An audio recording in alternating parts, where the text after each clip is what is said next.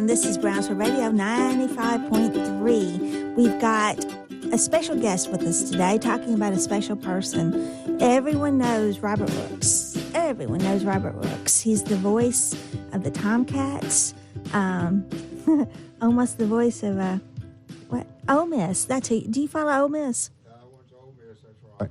So is that who you root for? Yeah, I follow the Southeastern Conference, but if you had to ask me a team, it's absolutely the Rebels, absolutely. Okay. I was going to say roots for Ole Miss. Member of the First Presbyterian Church here in Brownsville. That's right. Correcto mundo. And still the children's ministry. Do the children's sermon, that's right. And the thing I like about, well, there's a lot of things I like about a lot of churches. I don't mean to, but I love the men's luncheon, because we live in a small town, but we have silos. I mostly associate with the Methodist.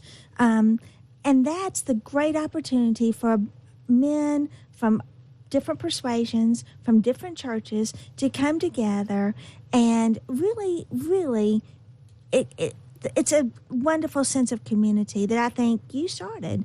And I have to give you credit for that. Absolutely. Well, thank you. It's fun. It incorporates people even that don't live in the county that do have ties to Brownsville that come. So many different denominations That's represented right. there, and it's really been a fun thing. We're in our 31st year. Wow. Chris Scruggs and I sat down over a sandwich and developed into what it is today. Wow. We had 44 men last week. Mm-hmm. And they would not all come together. They wouldn't.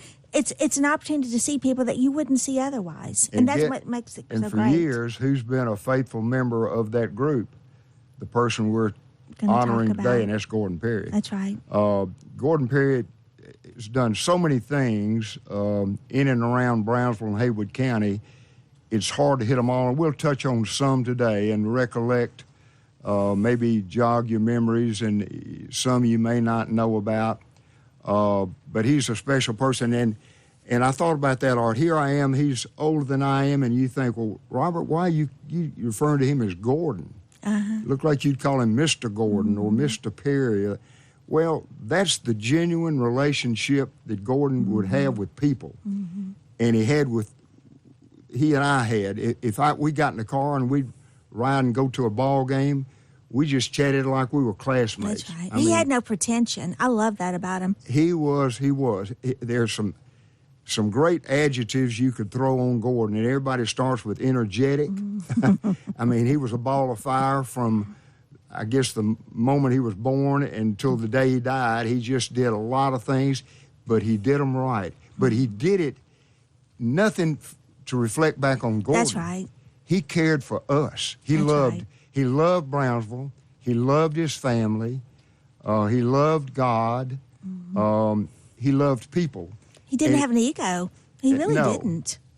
But what I think about him, you talk about people that make a difference, and they'll be remembered, and they will. But Gordon carves out a little special niche in the fact that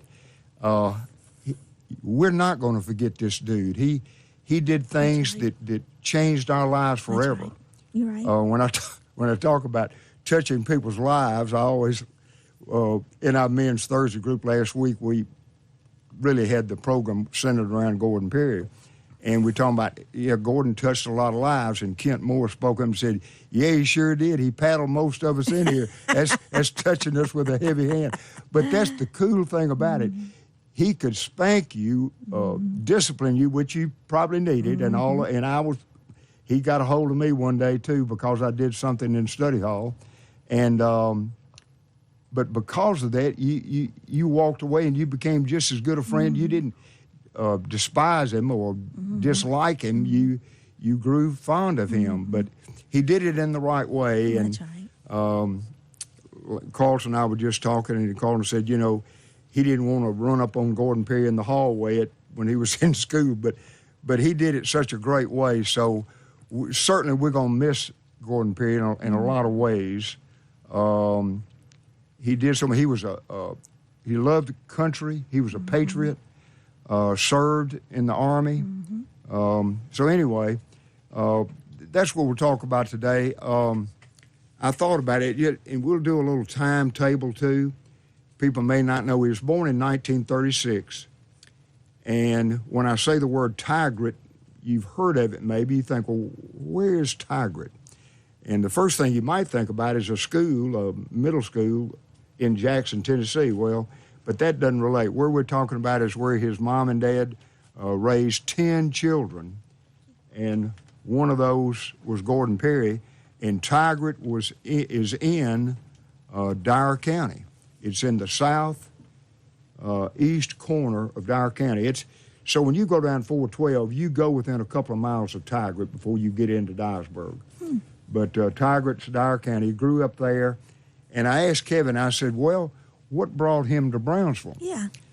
And he came here. He was actually in school here 2 years, the fall of 51 and the fall of 52. So the 51-52 school year and the 52-53 school year. But his dad dealt in cows. He sold and bought. Well, luckily we had a sale barn, and his daddy came back over here. So Kevin said from birth to 1951, he moved over here 2 different times. He'd move and then go back and come back. So he was here, went through 2 grades of high school, and then, and I don't really know why, but the family moved to, of all places, St. Petersburg, Florida. Oh, wow. And that's where Gordon Perry graduated high school. He's not a Haywood High grad, but because of his early connections to Brownsville, he loved it here.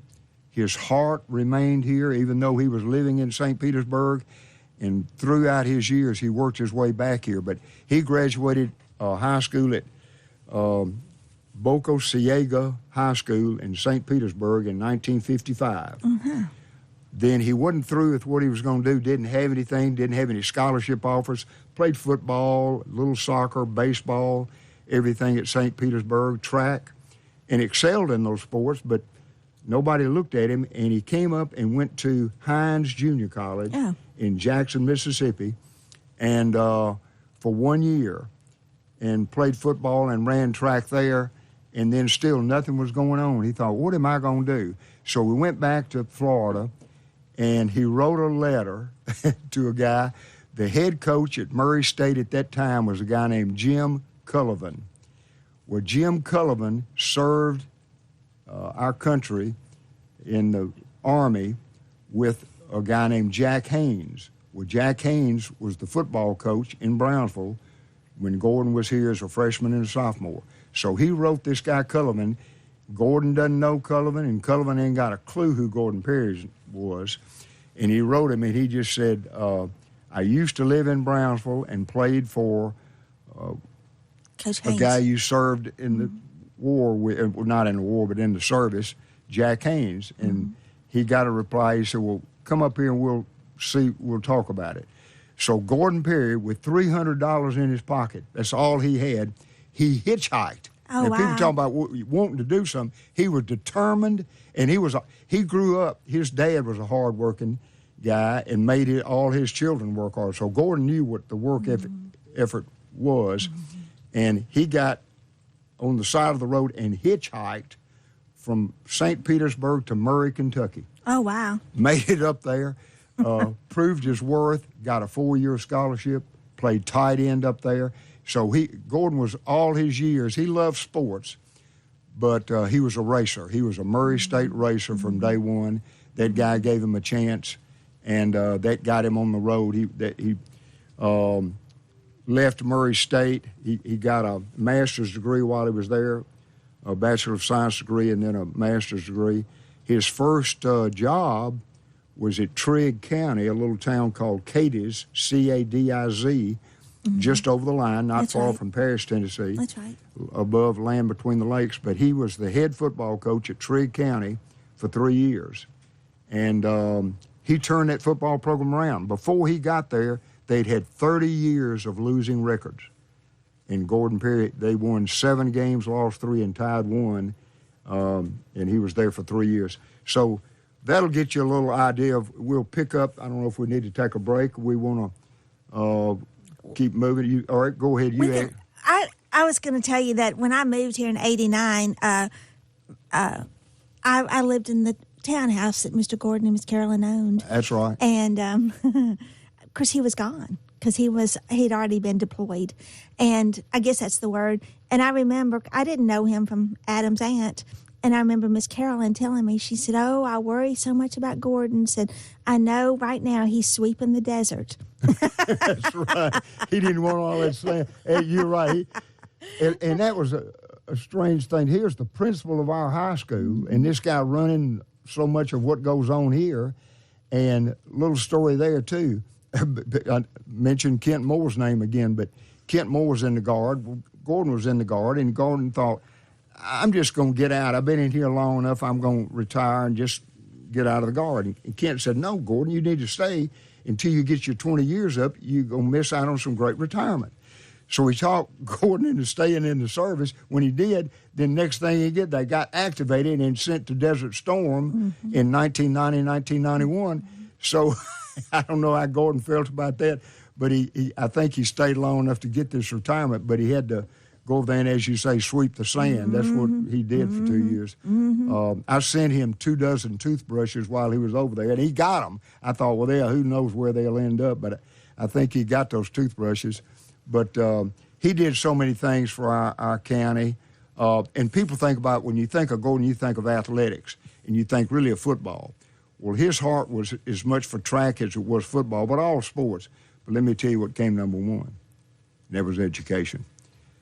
He said, and he's told me that too, he didn't want anybody to interfere with a student out there that would prohibit them from getting the education they deserved. So he said, number one is scholastics, is education, is learning. Number two, all these other sports, let's throw them in there. But no, and how about that? In 1985, he helped organize, and we hosted it 2 different years, the academic decathlon. Oh, wow. That shows you the worth of Gordon Perry. Now, throughout the entire state of Tennessee, Brownsville was the mecca of the athletic decathlon, academic decathlon. So Gordon had a heart for educating, and that's rightfully so. He's principal. Let's train these youth of our county to learn, and okay, then if you're able to, then let's play a sport. He did so much, and one thing that I appreciated so much about him is he could have a stern look, and you've seen that before, but I'm going to tell you something. When he looked at his wife, it was just soft as butter. Well, And that's the thing about it. What a great example he was, right. because, he was such a great family person, too. Right. And that's the thing that's the part of me that I think I appreciated the most. I didn't go to school here and didn't know him that way, but the fact that he was such a great father and such a great husband, what a great mentor that is for young men, right. especially, to see. No doubt about it. He told me many times, I know we were going to Oxford, Mississippi to see a ball game, and subject came up, and he said that he and Carolyn never had a cross word, never had a cross thought, not just him to her, but her to him. He said, I said, you don't have to tell me that. You can look at them and tell it. But they really had a bond, and it was a special marriage, no doubt about it.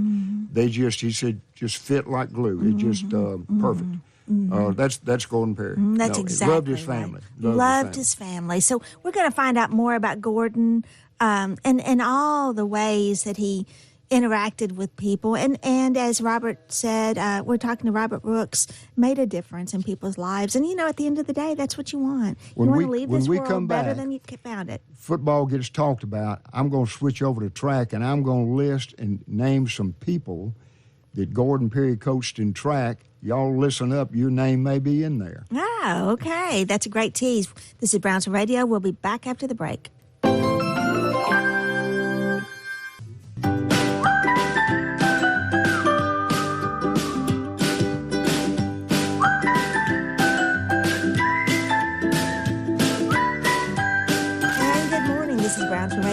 95.3. We've got a great citizen talking about a great citizen. So a little redundant, but Robert Rooks, he is the dentist here in town.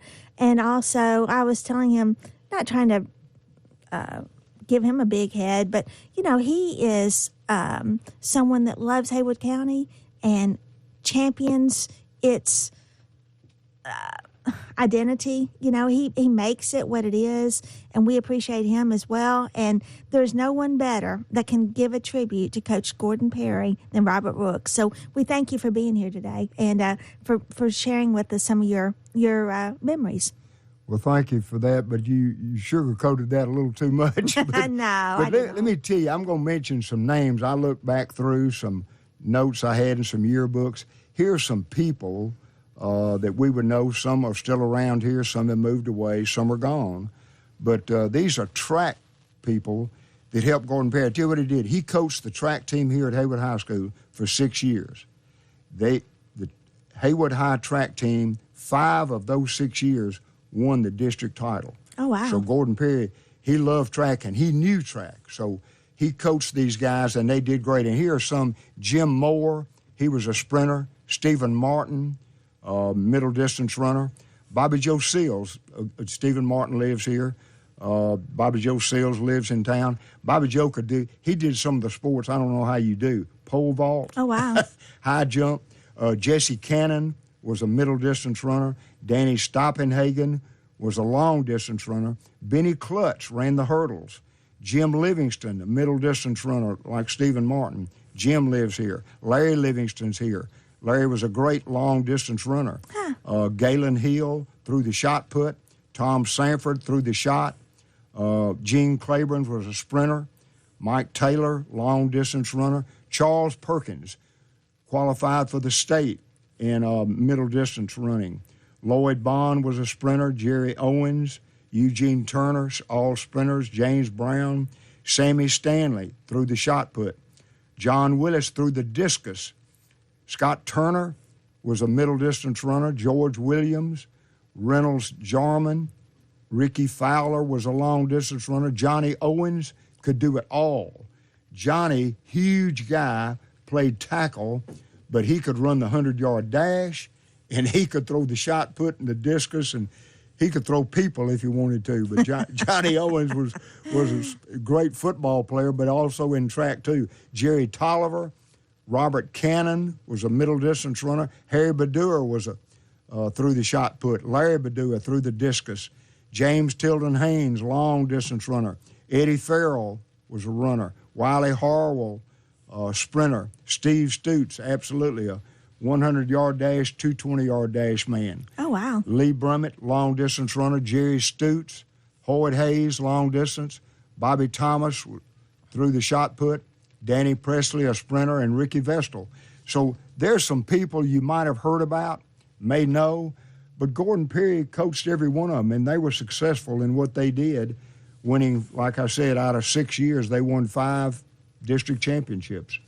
So Gordon Perry, when he left Hines Junior College, went on up to Murray, and he was up there at Trigg County for 3 years, and he was just looking for this, that, and the other. Well, he was playing golf in Paris, Tennessee, and he'd just gotten word that in Brownsville, our football coach here, John Hooper, had lost an assistant and had an opening here in Brownsville. Well, Gordon, like I said, left his heart here in 1952, 51, and he always had a yearning maybe to come back this way. So he, in the middle of 18-hole golf match, he stopped after 9 holes, called down here and talked to John Hooper and was interested in the job. And John didn't know Gordon, but he just said, well, come down and we'll talk about it.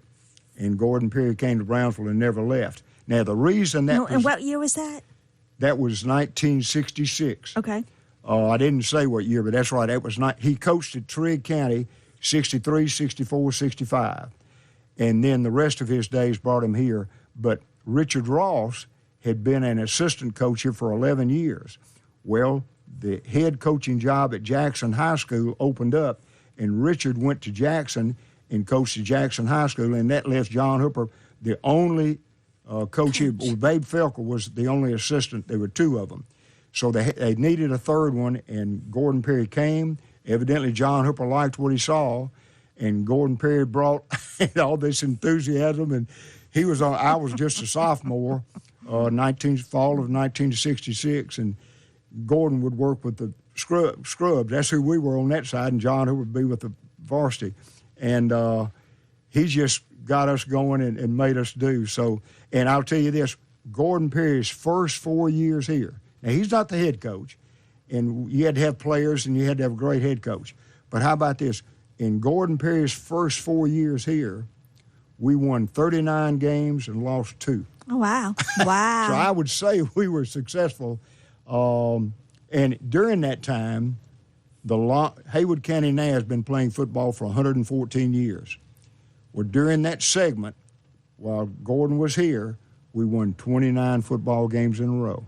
Oh, wow. From 1967 to 1970, Haywood County didn't lose a game. And I thought about that, too. The game we lost in 67 was at Burke Field in Dyersburg. We got beat 31-15. Burkefield, I've never heard that either. Well, that's gone today. It's J.C. Sawyer's Field now. They built the new school and built the new field. But in 1967, that field was close to downtown and not used anymore. It's just grown up. I rode by one day in the last few years just to look at it, but that's where we all played. Well, Dyersburg had a good team, and they beat us. Well, Gordon Perry being an assistant, a lot of times the coach would send them to an opponent. Oh, to scout? To scout. Uh-huh. So Gordon wasn't at the game. He was scouting Ripley because the next game we were going to play was against the Ripley Tigers.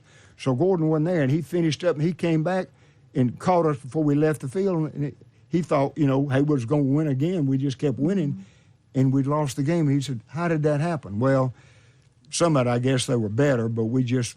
Do you think it really made that much of a difference that he wasn't there? Well, I'm not going to say that necessarily, but the big point there was I just remember the dumbfounded look on his face like we lost. He was so surprised. Haywood doesn't lose. No, he was doing his job, and most coaches will tell you this, the preparation and the practice you do all week, that's their job. When you get to Friday night, it's all on the players. The coaches will call some plays, okay, they'll do some things, but if the players don't execute, you're just not going to be successful. But I thought that was, I can just remember Gordon showing up and was just dumbfounded. I mean, that wasn't really even a consideration. He really was. And I'll tell you a little connection, too, about the Rooks family and the Perry family. My dad in high school had left, went to the war, and he came back. Well, I've told you, Gordon, there were 10 children in the family. Well, one of Gordon's older sisters, named Sally, was still in town. And I don't know if it was a blind date or not, but my dad had a date with Sally Perry. Mm-hmm. Well, some of the townspeople knew that they had gotten together that night, so they would have invited him over for a bird supper, they called it. Well, it was Frank Richards, the main culprit. Well, Daddy pulled some practical jokes on them, so they thought, okay, let's return the favor. So instead of having dove or quail or some game bird that was respectable, they went out and shot and killed some field larks, just some... Oh, no. Now, but I don't think, and for Sally's benefit, I don't think they actually ate the food. They had it all set up, but they really tried to get my dad on that, and he probably deserved it. I mean, he'd done some things to them, but I've heard of that story. I told Kevin that. I said that... Sally and Ned got together for a date, and the townspeople kind of turned the tables on them a little bit. It wasn't really a qualified bird supper, but they did that. And the other thing I can think about, too, when Gordon Perry was deployed, and he was attached to a unit out of Ripley, and they had to come through Nutbush, and I remember my family, including my dad that served in World War II, we stood at Nutbush. We knew when they were coming through, and we held and waved American flags. Mm-hmm. And, I mean, it brought tears to my eyes, and we were sending them off to Iraq. And I thought, here's Gordon Perry. Here's the man we respect and love and admire, and we want you to go over there and be successful. But the main thing is we want you to come back home. That's right. That's exactly right. Okay, so my brain works slowly. So when you were a freshman, he started being an assistant coach. I was a sophomore. 1966, the fall of 66, I didn't know who Gordon Perry was, and he shows up on the field, and like I say, stayed the rest of the time. And so was he tough on y'all? Well, yes, but not as tough as John, the head coach. Oh. Gordon Perry and Richard Ross and Babe Felker you could talk to. John Hooper you didn't want to look at. No. Gordon Perry was tough, but he was a puff cake compared to what. Okay. No, John Hooper was Stalin. I mean, but again, he worked us the way he wanted to. We produced through his nowhere. The record reflects that, doesn't it? We've had 4 undefeated teams in all of our history. John Hooper was the coach every time. So they say, how good was his coach? Well, let me let the records speak for themselves. We were undefeated in 57, 61, 68, and 69. Nobody else has come close to that. So, but Gordon Perry added everything about it. Track, a great assistant coach, sure. But what he was the Energizer buddy. He said, look, if I can do this, y'all can do it too. And he did do it, I bet. And he did do it, I suspect that's the case. He did. So, Drew, we're going to take a break. When we come back, we're listening to Robert Rooks, and we're talking about, it's a tribute to the man that we all admired and respected, and that's Gordon Perry. We'll be back after the break.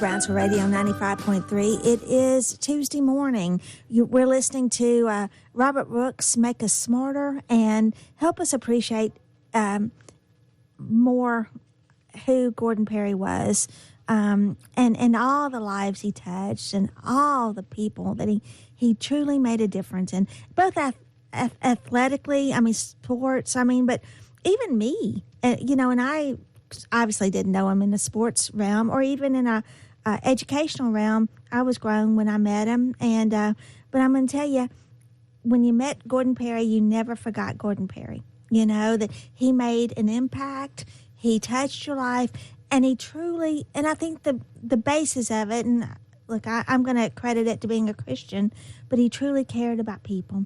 He cared about other people, and he wanted to make them better. And he did whatever he could to try to facilitate that. And that, I think that speaks volumes to who he was. And he did that both in his coaching, in his career, in his educational career. He did it in his home life. He did it in his church life.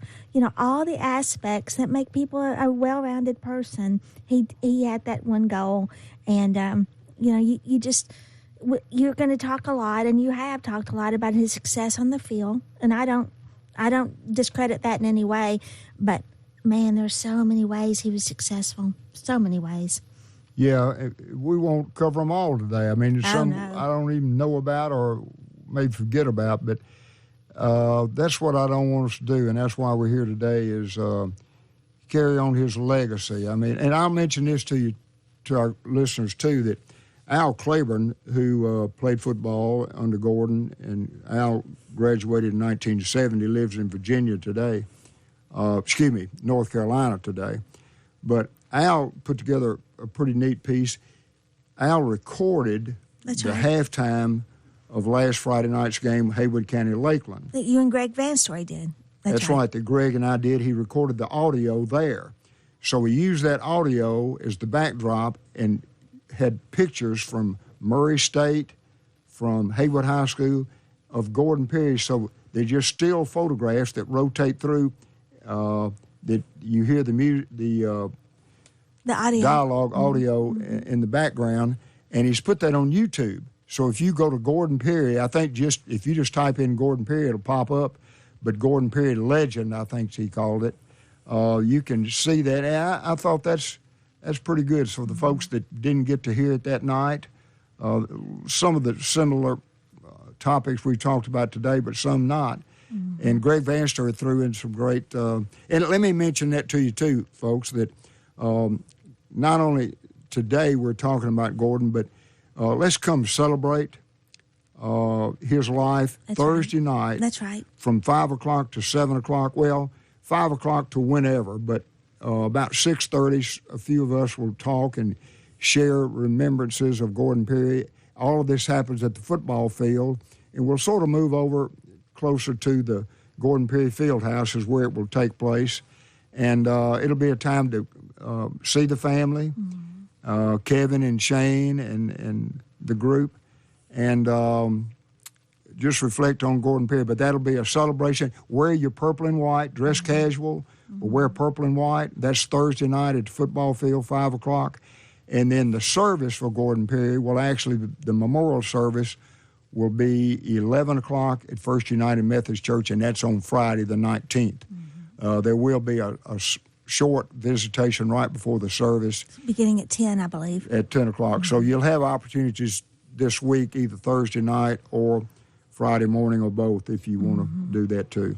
You know, my son used to spend the night some with one of Mr. Gordon's grandsons, and he would always come home and complain. He's like, man, that Mr. Gordon said he got us up at 5 in the morning. And I'm sure he did. I don't think he ever slept late or, had some downtime. I don't think he ever did that. No. Some people wonder, all right, where does Gordon Perry fit with some of the guys we know in and around town? Well, if Gordon Perry had stayed here, he would have graduated with, and here are the seniors out of this class, and they all graduated in 1955. The problem is Gordon Perry was in Florida. These guys, he left them to go there, but these guys he played with as freshmen and sophomores, and here they are. There's Walter, we called him Sonny Bishop, graduated in 55. These are all football players. James Hopper, Bob Kendrick. Bob lives here. Bobby Lee Kendrick has moved away, but great running back for the Tomcats in the fall of 54. Billy Wayne Ralph was on that team. John Sanford. Jerry Simmons, people may know, he lives here. He was a tackle and a kicker on that 54 team. Buddy Smith, Bobby Sullivan, and Ralph Thomas all graduated in 55 but were seniors. If Gordon had stayed here, that gives you a little flavor like, where does Gordon fit? Well, these guys would be the same age as Gordon Perry. And they were successful, too. In 1951, when Gordon was here, I didn't mention that, Haywood County played, and Gordon was just a freshman, so he didn't see a lot of action, I'm sure. But in 1951, Haywood County played in the Tiny Knee Bowl, and they won the first ever postseason game Haywood County had ever won. We beat New Bern 33-27. Gordon Perry was on that team. 1952, he's a sophomore, probably played some, and the team went 5-5, had a 500 year, but that gives you a little idea as to who some of these people were. And when he went to Murray, some people had already set the groundwork too. Several people from Haywood County had gone to Murray State to play football. Well, let's go back to 1942. Tommy Walker went there in 42, and Fred Bryan went in 42. Then Jack Kane and Carl Walker and Frank Edmonds went in 1951, just ahead of Gordon. So they carved the way. There were Haywood County footprints already there. And then here comes Gordon in 56. And right after him, and he was glad to see him, old Henry Carlton showed up in 1957. Now, Henry didn't stay long. He was wanting to get married to Elizabeth Gaskins, so he came on back. But in 57, Henry Carlton went up to Murray State. Then shortly after that, Butch Wilson and Jerry Grantham went in 62. Lee Brummett went in 67. Alvin Douglas went in 77. Eric Ingram went in 1988. And Daniel Harwell went in 1993. But Gordon loved our folks going that way, and he was always at heart a true blue racer from Murray State. He'd go to homecoming games. Gordon would go to those games. I never went with him up there, but he'd like to take anywhere you went, he'd take a van load and let's go to the game. Yeah, but I mean, we've said a lot of great things about Gordon, but one thing that I will tell you, he was a scary driver. Well, yeah, it could have been. When I'm with him, I think I drove. I mean, he was just fast, want to get there. So you were in the vehicle with him? I've been in one time in the van. You got out of the vehicle. And Yeah. Anyway, great guy. So Thursday night, and will people have an opportunity to speak if they want to? How is that going to work? A lot of this is probably up in the air. Kevin is sort of orchestrated. Kevin Perry's son has orchestrated what we do. And at the time, he was trying to figure out, if it's a small crowd, which I don't think it will be, maybe you stand around and buy around the field house. Well, if you've got 200 or 300 people, I'm thinking, Kevin, we need to move over to the stands, sit down. But and he was going to get a podium with a sound system. Where will that be positioned? I know we don't have time for a lot of, but to answer your question, I don't know the answer to that. I know Greg and I will say something, and I think Kevin had a classmate to speak, and we won't talk long, but there could possibly be an opportunity for others, but I'm not positive of that, Periann. I'm really not sure. And it's sort of evolving, it sounds like. Yeah, it's just whatever happens that night. Hopefully the weather, I think Drew said the weather's going to be good Thursday night. It'll be warm, but dressed comfortably.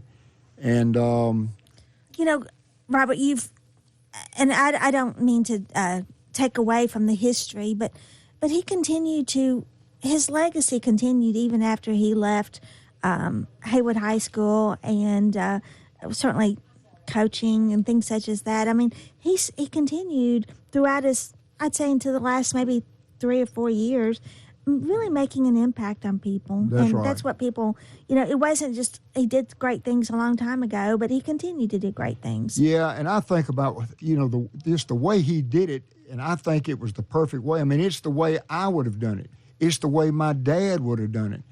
I mean, it was honest, it was trustworthy, it was genuine, That's it right. was That's right. loving, it was caring. But it was tough. And if he was cutting hay or feeding the cows, or he taught me driver's ed. But, I mean, he was all in. I mean, except when he's driver's ed, he'd read the paper and said, Robert, take me to Stanton. And I'd drive him down and back. But, no, he paid attention, and just the way he did it. We need, you're not going to have more, we need more Gordon Perrys. Well, you're not going to have more Gordon Perrys. But let's pay attention and take something out of his life that he's already benefited us. And his whole comment was, when he made the call and learned that he was coming to Brownsville, and somebody asked him, why'd you do that? And the response was just like Bear Bryant said, I heard Mama calling. Oh, wow. It's just like, Haywood County saying, come back, Gordon. It was and home. He did. He listened and came back.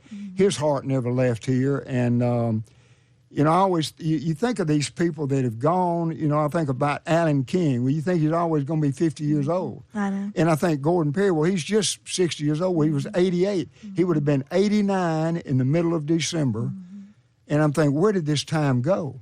I mean, it was just the other day he was paddling us for doing wrong, and he's no longer here. But he had he spent almost the last 60 years of his life in Brownsville. Well, that's where he wanted to be, and we needed him. When I read the obituary and learned the time frame for him to be the principal at Haywood High School, most people don't remain principal that long. Right. I mean, he really went through there were some tough times that he went through, and how many students would that have been that he was the principal of? 20 years. I thought of this too. The State's Graphic every year will do a best of the best. They take every category from restaurant to service station to you name it, all these categories, and one was principal. Now, Gordon Perry retired in 1998, and this was somewhere around 2002, 3, 6, 7. They had a best principal. Well, Gordon Perry's retired. He's not even on the page. For years. But who won the award? Gordon Perry. I said, there you go. Gordon Perry, people didn't forget about him and what he did to help that school system. The children need and they almost yearn for discipline. That's right. They don't have it at home, maybe, or they didn't have it growing up. It's that structure they need. That's exactly and Gordon right. Perry gave it, and you need that, and I think they relish that, and they loved him for it. I mean, your parents would always say, they'd be spanking you and said, well, I love you, and I don't need to be doing it. You say, well, quit it then. but no, Gordon did it, and the children and the youth loved him for it. So, yeah, he's a great guy. For every face in Brownsville, he meant well. And sure, okay, he crossed the line one time somewhere. I don't know. Forget it. Get over it. I mean, he meant well. He cared for you, and you're a better person today, no doubt about it. That's exactly right. You're exactly right. So, he touched a lot of lives and made a difference. And you will not hear one word of profanity. He never drank alcohol, never smoked. Not that there's a whole lot wrong with that, but, I mean, he did it. I mean, he respected you. You didn't need to use profane language, and he didn't. So, anyway, you can't say enough about Gordon Perry. That's right. Even you can't say enough, and you can talk all day long, Robert, and you can't say enough. You're exactly right. A great example for all of us here, and we appreciate you for coming in and talking to us about it. So, just a lot of great memories that I think a lot of people like me that wasn't really around him that much, but still have some great memories about him. And I've heard so many people talk about getting in trouble from him. Yeah. Well, but it wasn't any kind of he did me wrong kind of thing. Right. Well, they got in trouble. That's right. That's exactly right. Yeah, So, so it's Thursday night. Tell us again what time. Yeah, 5 o'clock. There's an open-ended time because we're not going to close anything down that night. I'm sure Kevin's there. He said Kevin told me, he said, I mourned last week. He said, I cried for my dad.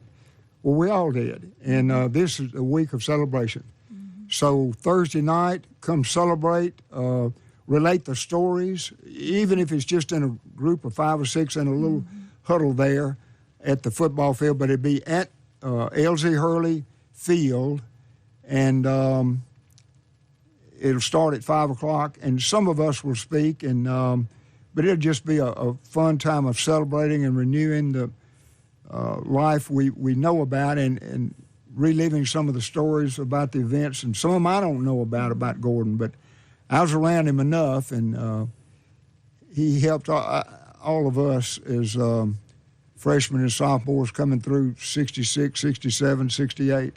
You can just think about, I don't know this, and you haven't said this, but if he had 10 brothers and sisters, they probably didn't have a lot. Well, and just think of all that he accomplished and all that he ended up being, very accomplished and had a lot of cattle, a successful career, all the things he accomplished. And, man, he didn't have a lot of family inheritance getting him there. No, Gordon would not have come from a family of means at all. He worked hard. His folks did.